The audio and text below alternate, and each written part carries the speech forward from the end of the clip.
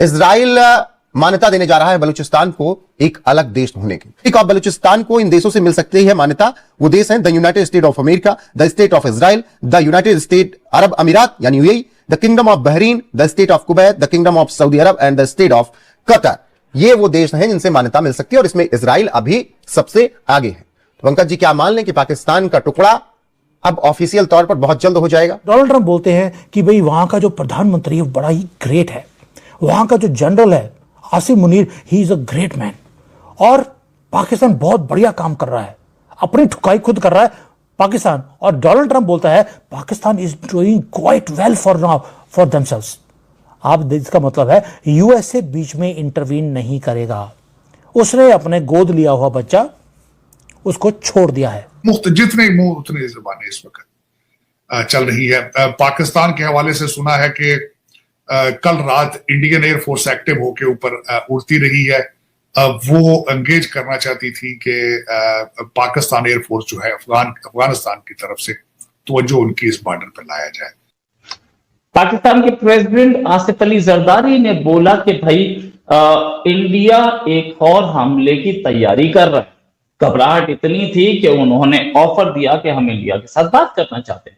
वैसे उन्होंने एक और घबराहट में अफगानिस्तान को भी ऑफर दिया कि हम आपसे भी बात करना चाहते हैं। Washington has abandoned Islamabad.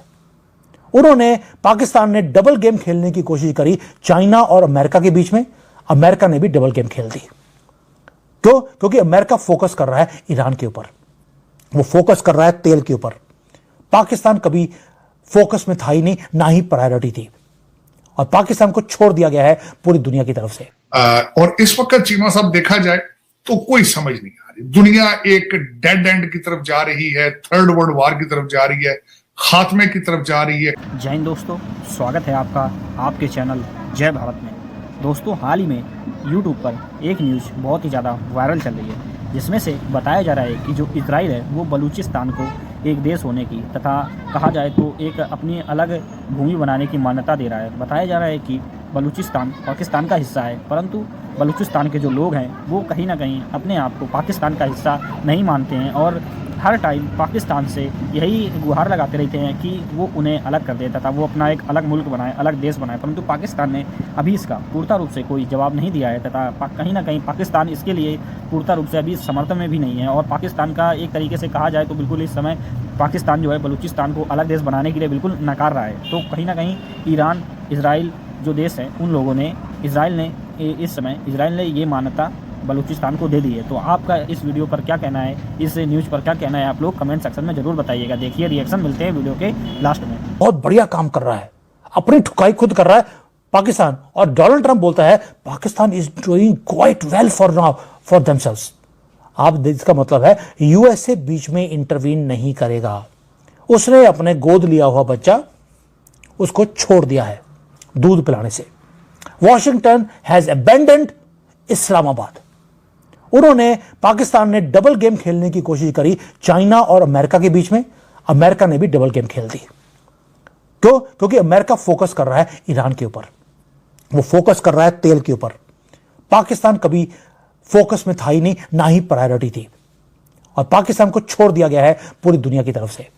अब आप बोलेंगे सर उम्मा का तो चुम्मा ऑलरेडी हम ले चुके हैं, ये हालत हो गई है।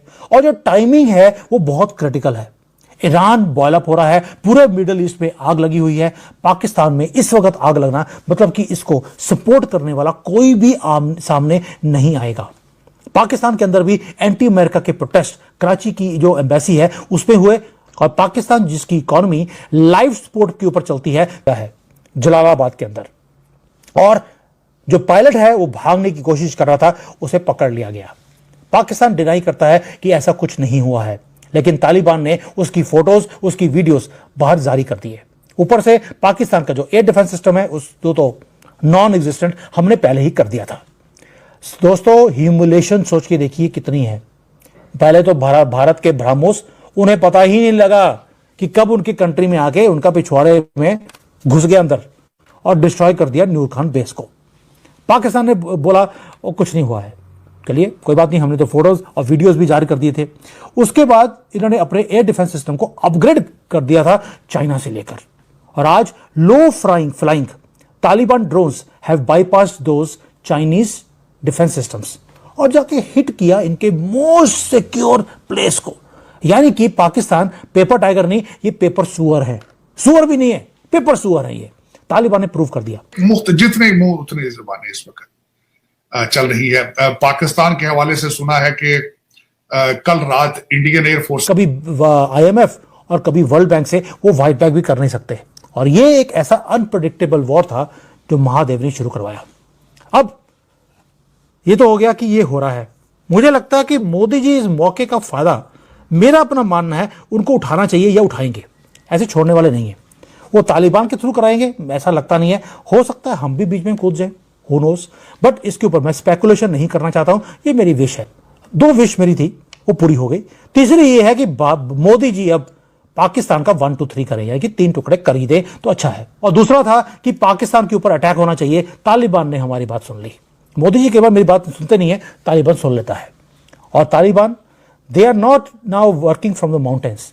वो कहीं गुफाओं में हाइड करके काम नहीं करते। उनके पास बिलियंस ऑफ डॉलर्स के मिलिट्री का हार्डवेयर है जो आर्मी वाले, मिलिट्री वाले अमेरिकन छोड़ के गए थे।